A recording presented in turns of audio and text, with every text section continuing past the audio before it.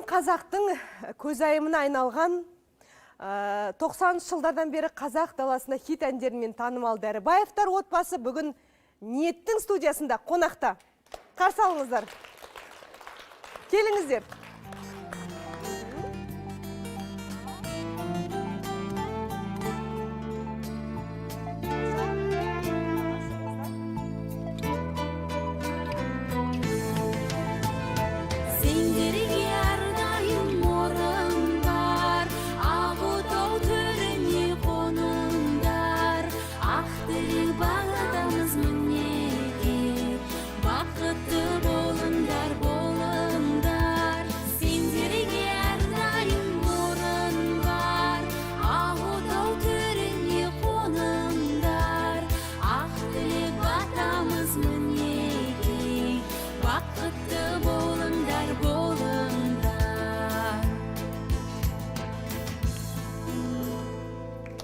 Тамаша. Жайғасыңыздар диванға. 90-шы жылдары бұл әнге қазақ даласы қанық болды деп ойлаймын.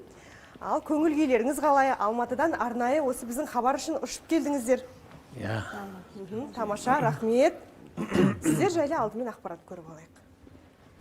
90 жылдары кез келген үйлену тойы Дәрібаевтар отбасылық ансамблі салған жас жұбайлар әнсіз өтпейтін. Жарасып сырласады, сендерге әрдайым орны бар, Ақ-отау төрене қоныңдар, ақ тілек батамыз мінеки, бақытты болыңдар, болыңдар. Музыканттар династиясы Ибрагим мен Әлия Дәрібаевтардың шаңырақ құрғанына 40 жыл толады. Тек бірнеше бала тәрбиелеп, оларды жеткізіп қана қоймай, қалың көпшілікті өнермен сусындатып жүрген жұптың артындағы ұрпағы да музыкалық білім алып, өмірін музыкамен байланыстырған. Ән айту өнері сіздердің әулеттеріңізде атадан балаға мирас болып келе жатқан өнер ме? Мен өзімнің отбасымда 7 бала боламыз. 7 бала, бәрімізде музыкалық, біздің шешеміз мектеп директор болатын. Соған жаңа о кезде баян, аккордеон, мандолин деген болатын. Сол аспаптар қымбат тұрады, ол ұрлап кету мүмкін деп үйге әкеп қояды. Сонымен бүкіл біздің отбасымыз, өзім ағаларым, әпкелерім, қарындастарым, және мына қоңсыларымызды, сол жақтағы қоңсыларымыз бәріміз 12 пілдік гармошка болатын. Сон бәріміз аспапта ойнайтын болатын. Сонымен үлкен әпкем Мәдениет институтын бітірді, одан кейінгі әпкем Мәдениет институтын бітірді. Мен де сол өнер саласына неғып кеттім, ауысып беріліп кеттім. Дәрібаевтар ансамблінің құрылғанына биыл қанша жыл? Биыл 30 жыл болды. Тамаша. Әнөлбек аға, есіңізде ме? Дәрібаевтар отбасы? Жастығымыздамыз. Осы сіздердің әндермен өткен ғой нағыз. Ал мен бала күнімде біз романтик деген жаңағы магнитофонға сіздердің кассеталарыңызды салып қойып тыңдайтынбыз. Енді сол заманның хит әншілері сіздер ғой. Бүгінгі күні сіздерге сұраныс бар ма? Бізде мақтанғандық болмасын, біздің қолымыз босамай жатады, шындықты айту керек. Сұраныс өте көп. Сұраныс әсіресе мына мейрам күндерге жақында. Сондықтан ешқандай сұраныс жоқ, тоқтап қалдық деген, болмаса жоқ болып кеттік деген әңгіме жоқ. Немерелеріңіз ғой, фотода, видеода? Немерелеріміз бәрімізде отбасымызбен осындай вокально-инструментальный ансамбль дейді, вокалды аспапты ансамбль. Үйімізде азаннан кешен дыңғырлатып жатамыз, әйтеуір бәріміз бірlikte. Тамаша. Үлкен жетістік. Оның принципі біздің жаңа мен өзім көрген көзімді, өмірімдегі сол сияқты балдар аспапты көрмесе, барабанды көрмесе, бас гитараны көрмесе, ол қалай ойнайды ода балдар. Сондықтан әрқайсы пианино бар, клавиші бар, бәрді ойнап, бірте-бірте жаңа мына скрипкада ойнап жатыр қызым, немере қызым. Сол жаңа өнердің төңірегінде соны көрген екен, соны қызығады да. Содан кейін ойнап кетеді ар жағында өздері қызығады музыкаға. Және оқуға бергеніміз мінекей скрипкада оқиды. Әйгерім Дәрібай. Қанша немереңіз бар? Құдай берген 6 немерем бар. Тамаша. Енді Әлия ханым, өнер жолы ауыр жол, әсіресе әйел адам үшін, е? Бүтін бір отбасы болып гастрольға шығасыздар, тойларға барасыздар. Қиын сала ғой. немерелеріңіздің басқа бір жолмен, басқа бір мамандық таңдаған қаламайсыз ба? Негізінде біз өзіміздің қызымыз Гүлденге, мысалға, бірінші өзіміздің бала шағамызға сендер басқа саланы қалаңдар, басқа салаға түсіңдер оқуға деп ұсыныс жасап көрдік. Сонда Гүлден айтады ғой, мама, біз көзімізді ашқалы бер, осы саладамыз, біз нені таңдайық дейді. Сонымен басқа басқа мамандықтар көп қой, медик бол, болмаса бірдеңке бол деп, жан жақта айтамыз ғой, қыз балаға мұғалім болғанда жарасады деп. Сөйтсек, жоқ, осыған барамыз деп. Сол өнер саласында барлығы солай. Кенже қызым енді Ая, Елубековтың колледжін бітірген, театральный еді. Одан кейін енді кино саласына түскен, 2-ші курста оқып жатыр, жүргенізден. Жақсы. Өнерді ол барлығы. Жақсы, тамаша, өнерде жүр дейсіз ғой. Бізге хабарласқан көрермен бар екен, қосып көрейік. Сәлеметсіз бе? Қай өңірден хабарласып тұрсыз? Есіміңіз кім? Таныстырып өтсеңіз. Қызылорда облысынан хабарласып. Я. Біз сізді тыңдап тұрмыз. Қызылорда облысынан хабарласып тұрмын, есімім Асқар. Мына Дәрібаевтар ансамблі ең Қазақстандағы мықты ансамбль. Дұрыс. Рахмет, Алла разы болсын. Ең мықты ансамбль, мына менің ойымша, мына бірінші Досым Қалсан ансамбль деп білем, екінші Дәрібаевтар ансамблі. Өте жақсы, мықты ансамбльдер, бірақ енді теледидардан көп көрсетпейді, сондықтан жиі көрсетіп тұрса екен деп ойлаймын. Жақсы, рахмет сол. Жақсы. Біз сол дәстүрді бастап отырмыз ғой, сол үшін шақырып отырмыз. Сіздердің де сағыныштарыңызды басу үшін құрметті көрермен. Ал, енді Меруерт ханым, сізді де әңгімеге тартайық. Сіз қандай инструментте ойнайсыз? Мектеп қабырғасында оққалы, мен фортепиано аспап, спец аспабымыз фортепиано болды. Мен фортепианоны таңдадым.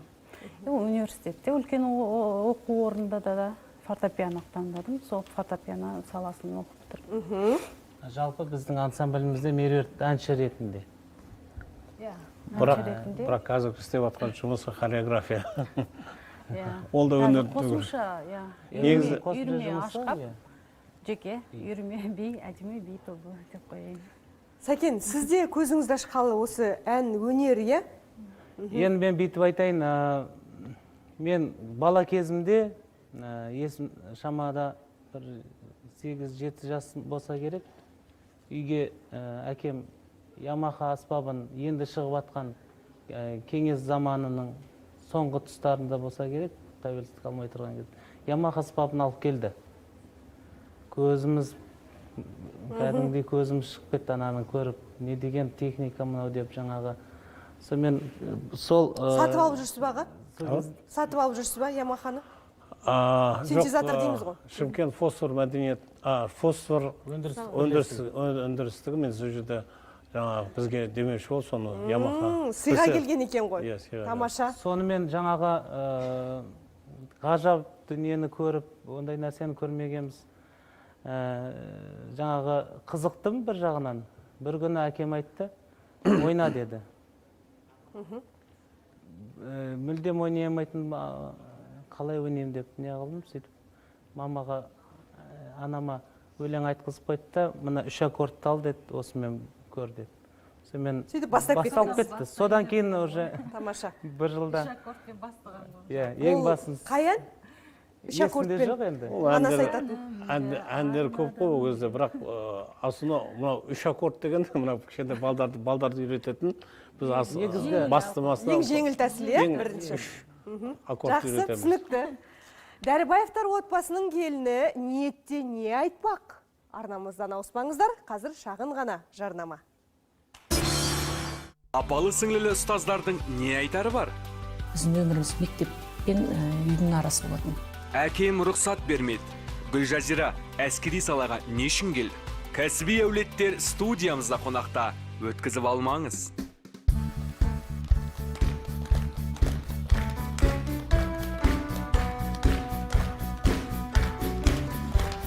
Құрметті көрермен, эфирде ниет, біз әрі қарай жалғастырамыз. Студиямызбен скайп арқылы Дәрібаевтар әулетінің келіні Сәкен Дәрібаевтың жұбайы Сұлушаш ханым байланысқа шығып отыр. Сұлушаш ханым, қайырлы күн.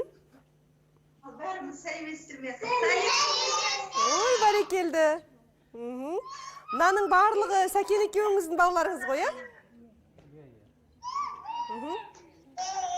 Сәке 5 балаңыз бар ғой? Иә, иә. Иә, 5 баламыз. Тамаша. Сұлушаш ханым, атақты ансамбльдің келіні болған қалай екен? Керемет, өте керемет. Сіздің де өнерге қатысыңыз бар ма? Иә. Осы ханмен бірге берілетін қасиет екен, бәрі де өнер болған кездер жүріп отырғандай барабанды соқпақтап отыр. Кішкентай да жармасып жатыр екен, иә? Барабанның таяғына. Жарайды. Келін болып түскеніңізге қанша жыл болды? 11 жыл болды, Алла берса. Ал, үйде кішкентайлар қандай аспапта ойнайды? Бірі барабан ұстап отыр. Скрипканы көріп тұрмын. Өнер мектебінде оқиды, Таңшолпан қызымыз. Музыка мектебінде фортепиано классында оқиды. Одан кейінгі қызымыз Айгерім скрипка классында оқиды. Одан кейін және кішкентай қыздар.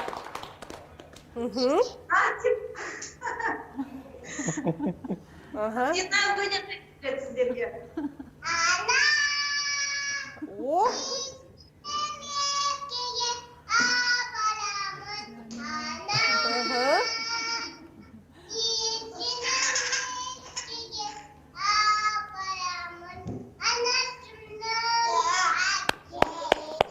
Тамаша!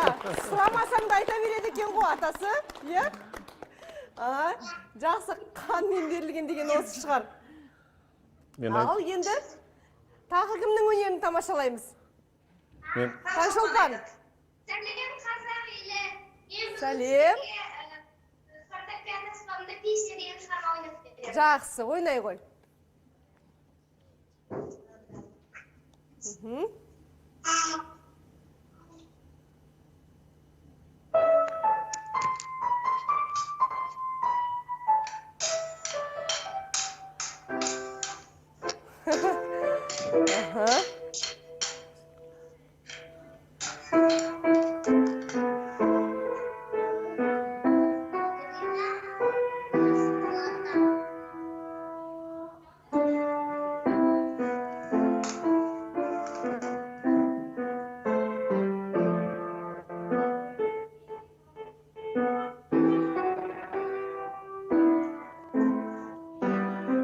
Жақсы, рахмет.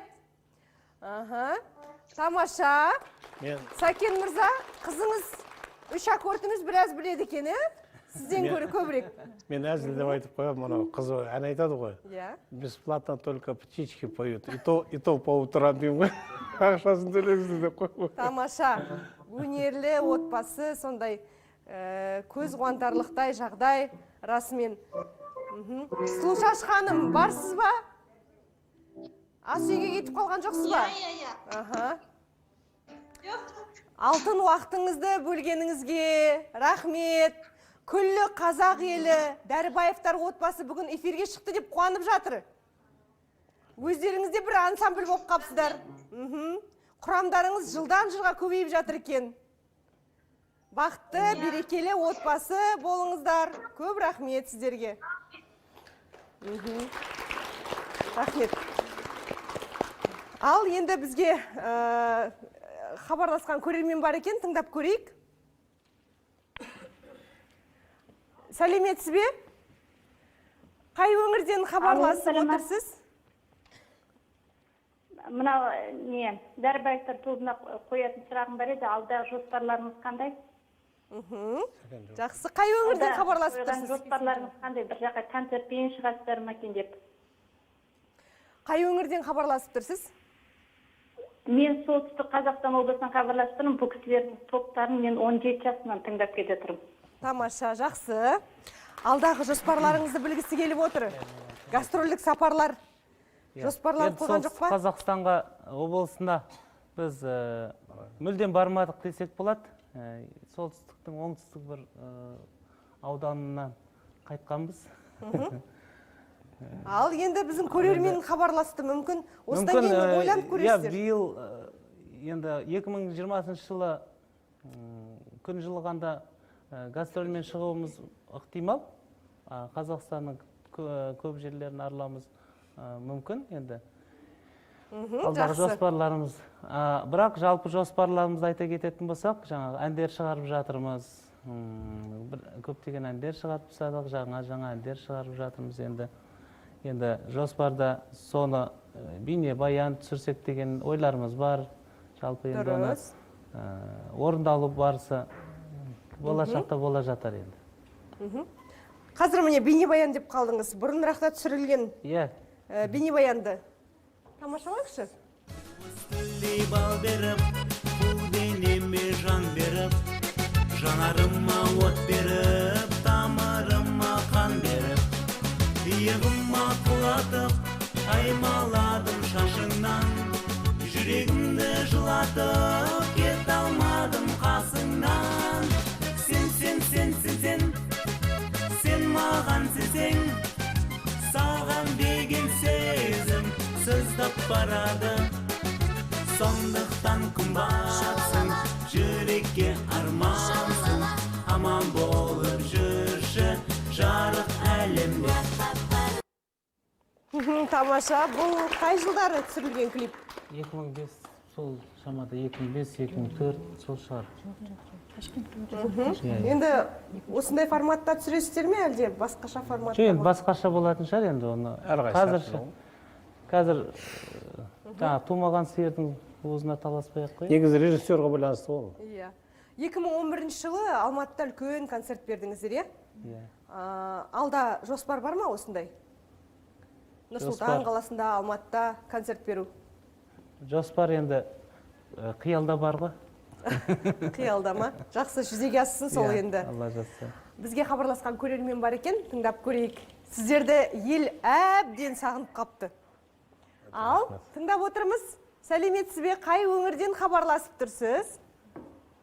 Саламатсыз, Түркістан облысы Ақбастау ауылынан хабарласып тұрмын. Жақсы. Біздің ауылымыз осы, Ақбастау.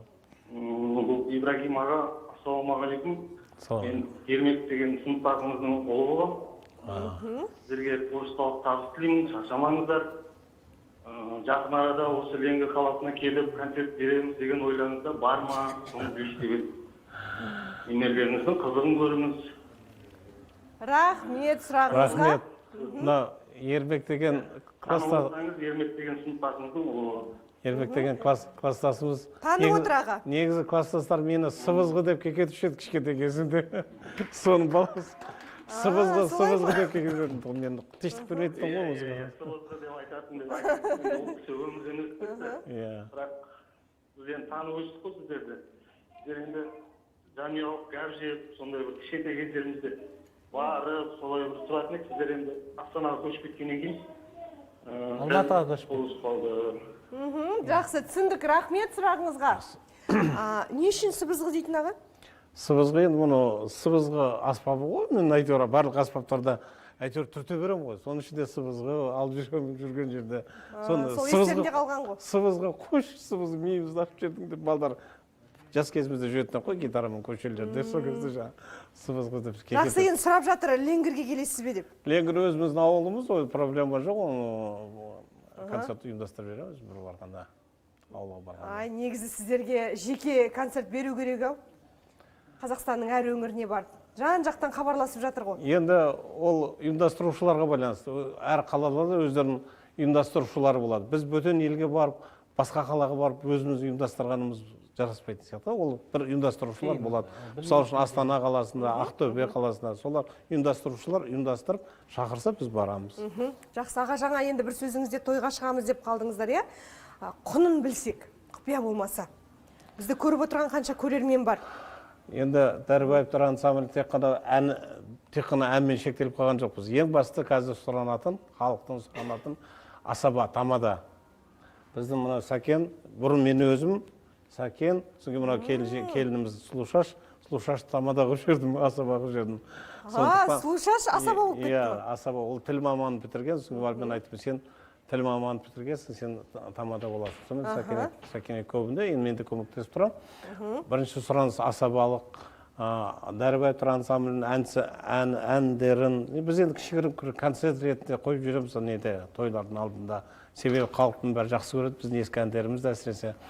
Одан кейін біздің жаңа шоуларымыз бар, дәстүр шоу, биші шоуларымыз, видео түсіретін оператор, лейт, анау бар, мынау бар, оның бәрін санағанда негізінде біздерге жете бір шамада, енді жасырмай ақ қояқшы. Негізі $1000 келе жатырмыз, бар бұрыннан бері. Сол $1000 қазір сол шама кезден байланысты. Жақсы гонорарларыңыз $1000. $1 мер. Сонымен біз аптасына 1 рет, 2 рет, 3 рет тойға шығып тұрамыз. Жасыратын ештеңе жоқ. Мына біздің стендте редакторларымыз дайындаған сіздер туралы көптеген ақпараттар, фотолар, газет журналдарға шыққан екенсіздер, мақалалар. Қазіргі күні сіздер туралы жазыла ма? Осындай ақпарат, журналистер шығып, сұхбат алып. Жақында рейтинг газетінен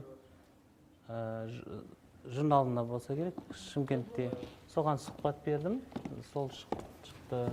Тағы да 1-2 журнал шыққан осы, қазір есімде жоқ. Мынау көрермендердің сіздерге жазған хаттары, қазір бұлай ешкім хат жазбайды ғой. Дәптердің ортасынан жылып алып тұрып. 30 жыл бұрын бірінші хаттар ғой осы келіп. Танысу хат дейді, сәлеметсіздер ме Дәрібаевтар әулеттік ансамблінің мүшелері дейді. Сәлем хат, саламатсыздар ма Дәрібаевтар әулеті, қал жағдайларыңыз қалай дейді. Бұл сізге Алтынай ханымнан келген екен, осындай тектес хаттарға, мінекей, сарғайып кеткендері бар. Жауап жазатын бедіңіздер. Енді айналайын дейді, үлкен кісі жазған, мінекей, Ибрагим деп қойып тұр. Жауап мүмкіндігі бойынша жаздық. Ол хаттар көп кетті. Поштаны кезіп, поштаны немізге почтовый ящик дейді, соған толып кететін хаттар. Мекен-жайды қайдан алады бұл кісілер? Мекен-жай біз газетке, Ырғақ деген газетке біз туралы материал шықты. Дәрібаевтар ансамблі 91-ші, 92-ші. Мына хат 93-ші жыл жазылған екен. Атырау қаласы, Курский. Шымкент қаласы, микрорайон, Сайрам микрорайоны 6-ші, 33-ші пәтер деп нағыз немізді жазған ек. Содан кейін осы хаттар көбейіп кетті ғой. Негізі елдің бәрі біледі, Шымкент қаласынан екенімізді. Мына жерде бойына дейін жазып көпті. 1 метр 42 сантиметр бойым, сабағымды 4-5-ке оқимын. Қызық болды өзі негізі. Бұның барлығы не үшін жазған екен? Қанекең кішкентай қыздар, балдар біздің үйге тоғылып кетті жаңағы. Негізі біздер... Әнге құмар. Әнге құмар. Жастар. Хат келіп атты. Қызық. Қазірдің өзінде біз балдар үйретеміз. Балдарға сабақ береміз, үйретеміз. Жаңа өнерге, мына аспаптарда ойнауға және әншілікке үйретеміз. Негізі осы біздер әрқайсымыз өзіміз өнердің төгірегінде бір салада жұмыс істейміз. Мысалы үшін мектепте, нелерде әрқайсымыз жұмыс істейміз. Қосымша кәсібіміз бар дейсіз ғой. Енді аға қазіргі күні әлеуметтік желінің дамыған заманы, осындай хат жазылмаса да, сол әлеуметтік желі арқылы да әп-сәтте келіп жатады. Сіздер жассыздар енді, мүмкін сіздерде бар шығар, парақшаларыңыз? Дәрібаевтар деген Инстаграмда бар. Дәрібаевтар деп жазылды. Ютубта Дәрібаевтар десеңіз материал жетіп жатыр. Каналымыз бар, Ютубтағы жалпы. Комментарийлар бар, бәрі жеткілікті. Сол неге жазады, немесе жаңаға... Фейсбукта барсыздар ма? Фейсбукта да бармыз, Жақсы. Бізге хабарласқан тағы бір көрермен бар екен, тыңдап көрейік. Сәлеметсіз бе? Алло.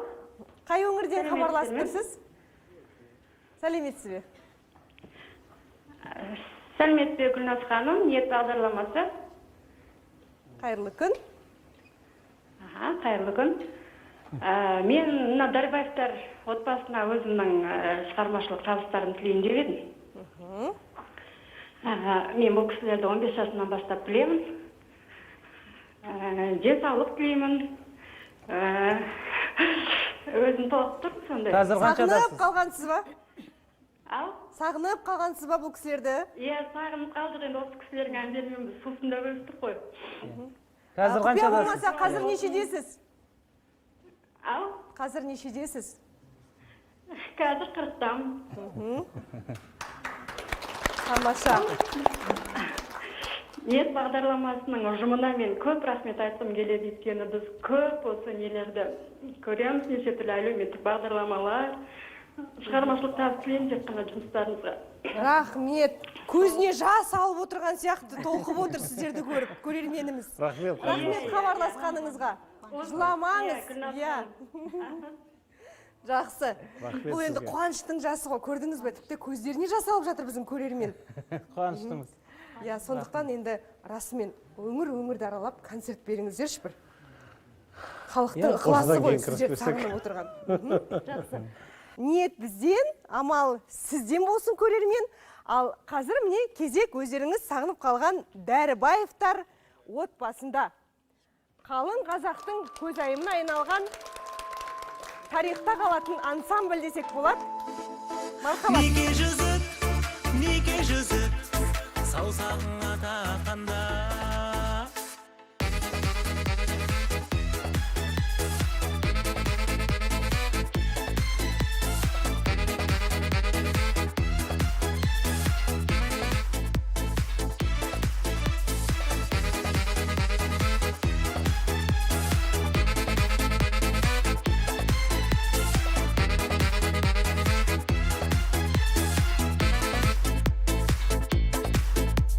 Бақытты күн, саған бүгін, сезінесің бе гүлім?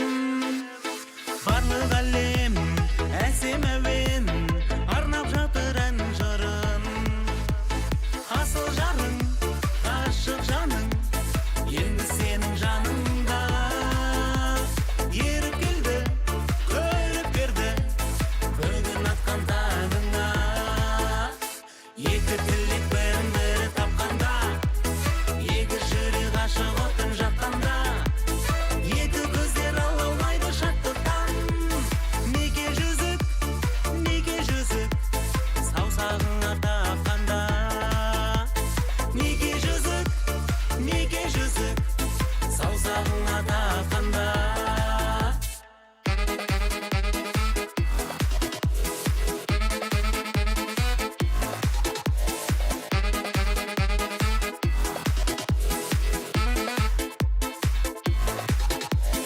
Өмір дастан, көңіл аспан, раушан гүлдей ашылсын. Есік ашқан, екі жасқа, маржан тілек шашылсын. Ән салайық, тамсанайық, махаббаттың жолында. Жар салайық, барша байлық, жас жұбайлар қолында. Екі тілек бірін-бірі тапқанда, екі жүрек ғашық отын жатқанда, екі көздер алаулайды шаттықтан. Неге жүзік, саусағыңа таққанда. Неге жүзік, саусағыңа таққанда.